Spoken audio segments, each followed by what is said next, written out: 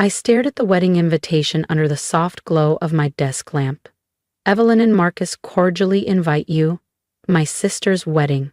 Apparently the social event of the year, judging by my aunt's endless voicemails. Evelyn had spent the past year planning it, ever since she got engaged to Marcus Lang, heir to Lang Tech Group, one of Boston's largest robotics firms. The irony hit hard. 11 years ago, Evelyn laughed when I left law school to launch a startup no one believed in. Lena's lost her mind, she had told my parents over brunch. She'll be back, broke and humiliated before the year ends.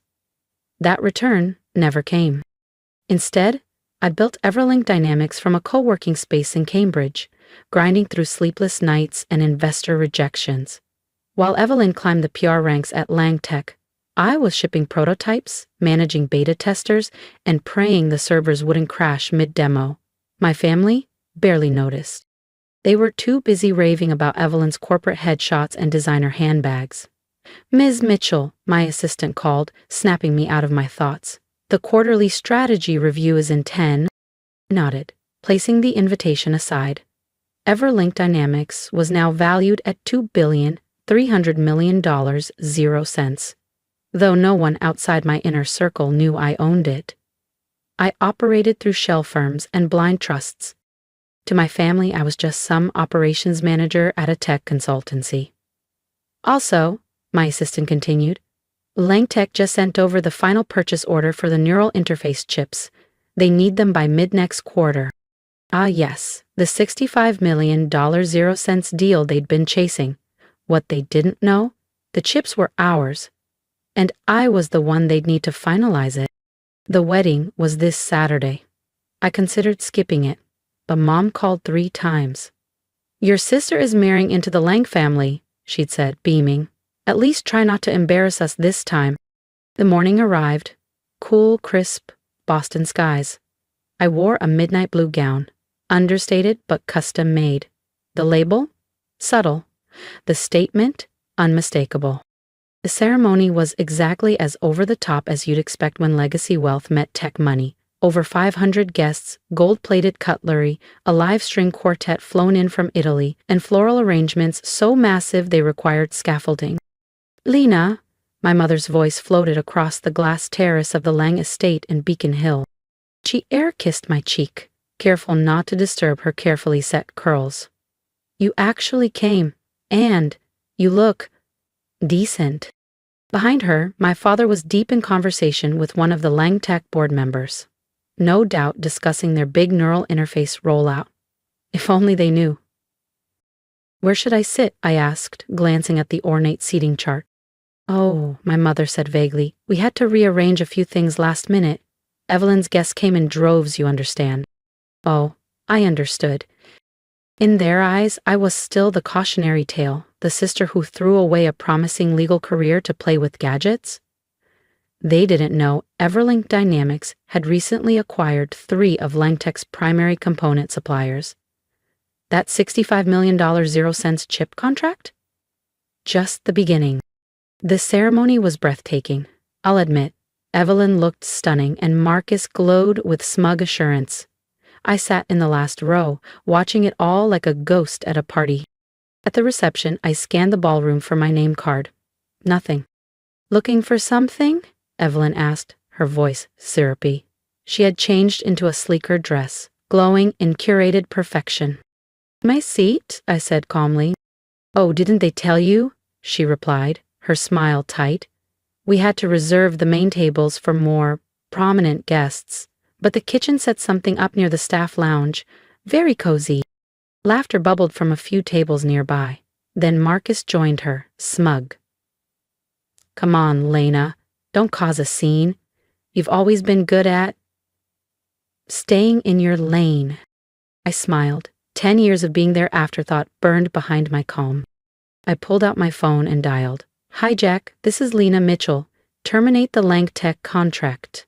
All of it." Marcus's glass slipped, shattering. Evelyn's jaw tightened. "What are you doing?" Marcus hissed. I didn't answer. I just walked toward the exit. "What contract?" Marcus snapped.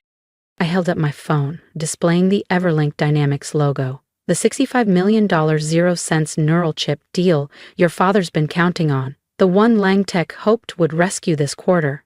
The one my company was about to deliver. The color drained from his face. Everlink? That's a billion-dollar firm. You're not. Not what, Marcus? I said coolly. Not capable of building something real, not more than the family disappointment. I slid the phone back into my clutch.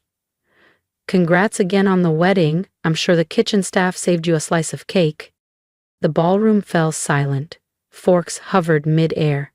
Glasses froze in guests' hands. Evelyn's smile cracked. Her voice was a venomous whisper. You're lying. Everlink Dynamics is owned by Jackson Rowe, she hissed. Everyone knows that. I smiled.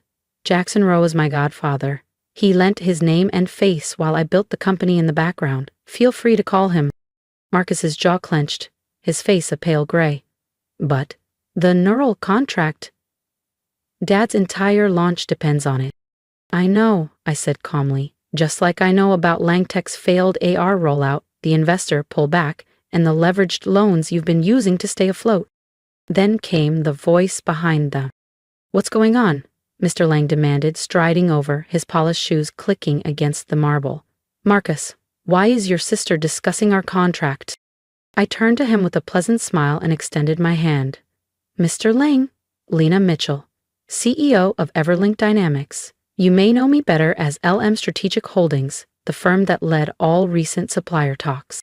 His eyes widened as if slapped. Your LM Holdings? The one buying up our vendors?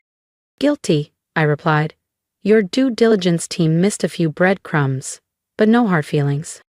At that moment, my mother burst through the circle of onlookers, flushed with indignation, and rose. Lena, stop this! You're humiliating your sister! Nonsense, I said, lifting my phone. Would you prefer the Q2 earnings reports or a scan of the acquisition contracts? I have both. Marcus's hand suddenly gripped my arm, hard. Fix this, he growled. Whatever stunt this is, undo it. I looked down at his hand, then back up at him, and I smiled. I met Marcus's eyes, unflinching. Fix things? Like when I asked you for a loan to start my company? When I begged you to believe in me and you laughed? Get a real job, he said. Stop dragging the family name through the mud. That was different, he snapped. You were chasing some fantasy, being unrealistic. Was I? I gestured around the glittering ballroom. Tell me, Marcus, who paid for all this? Langtech, the company that's 3 months from insolvency without my chips? Evelyn let out a strangled sob, her mascara streaking under the chandelier lights. Daddy, is this true? Are we really? Mr. Lang fumbled with his bow tie, sweat collecting at his brow. Princess, it's complicated. Business takes time. We just need... Time won't help, I said quietly. Your burn rate's unsustainable. The chip contract was your last hope. My father stepped forward. Then, finally, with a shaky voice. Lena, all this time when we thought you were struggling, I was building, I cut in, an empire, one that now eclipses Langtech and all its subsidiaries. But I guess appearances matter more than substance in this family. Murmurs rippled through the ballroom. Guests reached for their phones, typing in Everlink Dynamics, putting it all together. The dream wedding was quickly becoming a PR disaster. Please, Marcus whispered, his bravado gone. Lena, not here. Don't destroy this day. Think of the family. I laughed, sharp and cold. The family? You mean the one that cropped me out of every holiday photo because I didn't wear Burberry? The one that said I was throwing my life away because I didn't become a lawyer like you? Mother stepped forward, trying to restore order. Darling, we were just concerned. We only wanted a stable, respectable life for you. Like Marcus? I said, voice low. The golden boy who's been embezzling from his division to cover his gambling losses? Marcus turned chalk white. I own the firm that audits Langtech's books, I said calmly. I know everything, Marcus. Every false report, every shell payment. Evelyn spun toward him, her dress swishing like silk thunder. You stole from my father? Guests were openly recording now. What was once a display of status had become a collapse caught on camera. Mr. Lang's face darkened to a deep shade of crimson, and I smiled. Security, Mr. Lang barked, panic rising. Remove her, all of them. I wouldn't, I said calmly, brushing an invisible speck from my midnight blue dress. Yes, the same one my mother had criticized hours earlier. Not unless you'd like Everlink to call in every loan we've acquired from your lenders. Let that sink in. We own a significant portion of Langtech's debt now. It'd be a shame if it all came due at once. The security team hesitated, eyes darting between their employer and me. The shift in the room was palpable. Power was no longer at the head table. Responding, Mr. Lang's voice cracked. What do you want? I tilted my head. Want? I already have it. $1 billion company, industry respect, and now? The poetic satisfaction of watching the family who dismiss me beg for mercy. Marcus stumbled forward. Lena, please, we can work something out, maybe a seat on the board. Full partnership? I smiled. Marcus, by next week, I'll own controlling interest in Langtech. You're gambling, your father's negligence. It handed me the company. The neural chip deal was just the final handshake before the acquisition. Evelyn dropped into a chair, her wedding gown wilting around her like crushed silk. This can't be real. Not today. You're right, I said, echoing her earlier insult. The kitchen staff does have a lovely table set up, perfect for your new place in the hierarchy. My mother reached for me one last time. Lena, think about what you're doing. We're your family. No, I replied softly. You're the people who taught me that worth is measured in brands and brunch invitations. That was the best fuel I ever got. I turned toward the exit, then glanced back. Oh, Marcus, those debts you've been hiding? Everlink owns those too. Expect a call. Behind me, the ballroom erupted. Evelyn sobbing, Mr. Lang roaring, my mother desperately trying to salvage grace. Outside, my Tesla waited at the curb, elegant, unflashy, like the woman who built a tech empire while everyone underestimated her. My driver, also head of security, opened the door. Everything okay, Miss Mitchell? I gave the chaos one last look. Everything's perfect. Let's go, Mike. We've got a company to finalize. Langton's stock nosedived as news of its debt crisis and Marcus's embezzlement hit the press. Evelyn filed for annulment within the week, unwilling to anchor herself to a sinking legacy. My parents left voicemail after voicemail, shifting from rage to regret with each passing day. But I stayed focused, doing what I did best, building. Everlink Dynamics absorbed Langtech's key assets, stripped the excess and cut the rot. Most employees stayed. Management didn't. Marcus's department was the first to go. 3 months after the wedding that never truly was, I sat in my corner office overlooking Boston Harbor, reviewing Everlink's quarterly reports. We were up 24%. My assistant buzzed in. Monsieur? There's someone here to see you. No appointment. Send them in, I said without looking up. The door opened and a wave of expensive perfume trailed in. My mother stood before me, older, uncertain, holding a designer handbag that was no longer in season. The receptionist didn't recognize me, she said, voice small. I had to show my ID. The security protocol, I replied, meeting her eyes. We've had some unexpected visitors since the acquisition. Didn't have it in her to throw things away. She sat down uninvited, clutching her bag like it might shield her. Your father and I, we've done some thinking about how we treated you, what we failed to see. And, I asked, voice flat. We were wrong, she whispered. So terribly wrong. We thought success looked like Marcus glamour, not grit.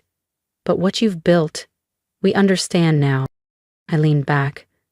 Did you come to apologize? Or because the club dues are due and you need a favor? She flinched. We deserved that. But Lena, you're still our daughter. Surely that means something. It meant nothing when I needed you, I said. Why should it matter now? Tears welled in her eyes. Because we've learned. Because we're proud of you, even if we don't deserve to be. I stood and looked out at the skyline. Pride is easy now, but would you have been proud when I was coding in a basement, wearing the same hoodie for a week straight? No, she admitted, and that shame is ours. I turned back to her. Marcus called again. He wants a job. And? I told him what he told me 11 years ago. I smiled. Got a real job. Get some real experience first. Stop relying on family favors. She nodded slowly. He's living in her guest room now, she murmured. Evelyn's family wants nothing to do with us since the fallout. The mighty fall hard, I said, folding my hands. How does it feel, Mother, being on the other end of society's judgment? She lowered her gaze. Humbling, terrifying, educational. I pressed a button on my phone. Clara, could you bring in the package for Mrs. Mitchell? Moments later, Clara entered with a thick envelope and placed it on the desk. I handed it to my mother. What's this? She asked, cautious fingers opening it. A clean slate, I replied. Information on Everlink's small business initiative, resources on affordable commercial leases, contact details for licensed business mentors. If you want to build something, really build it, this is how. She stared down at the documents, then back at me. You'd help us? After everything? I'm not helping, I said. I'm offering a chance. No shortcuts. No Mitchell name pulling strings. You earn it. Like I did. On merit. She stood, holding the packet like a fragile gift. Thank you, Lena. For the opportunity and the clarity. One more thing, I added as she reached the door. That kitchen table at Evelyn's wedding, it turned out to be the best seat in the house. You see people for who they really are down there. She nodded slowly, understanding more than she had before. Then she left. I turned back to my work. Everlink Dynamics was expanding into AI-driven biotech, and we had contracts to finalize. Sometimes revenge isn't loud. Sometimes it's not about making them suffer, it's making them see. Sometimes the greatest success isn't proving others wrong, it's proving yourself right. Everlink became a leader in ethical tech innovation. Marcus, last I heard, he was a junior analyst, learning what real accountability meant. My parents opened a modest design boutique with one of our small loans. Not flashy, but real. And me? I kept that old folding table from my garage in my office, a reminder that greatness begins where no one else believes it can. The kitchen table, after all, is where real work gets done. If you've made it this far, I want to thank you, not just for watching but for seeing me. For years, I was invisible in my own family. Dismissed, mocked, written off. But I kept building, kept believing, even when no one else did. If my story resonates with you, drop a comment below. Tell me about your own kitchen table beginnings, your silent wins, your moments of being underestimated, and if you've ever been told you weren't good enough, smart enough, or respectable enough, let this be your reminder. They were wrong. Hit that like button if you've ever worked twice as hard just to be seen. Subscribe if you believe success doesn't have to come wrapped in approval. It just has to be real. Share this with someone who's building something quietly, because we all need a little fire to keep going. And if you're still grinding in silence, keep going. Don't chase validation, chase value. The people who matter will notice when it matters most, and those who don't, they'll be left trying to buy seats at your table after you've already built it. Because the kitchen table isn't just where you're seated, it's where empires are started.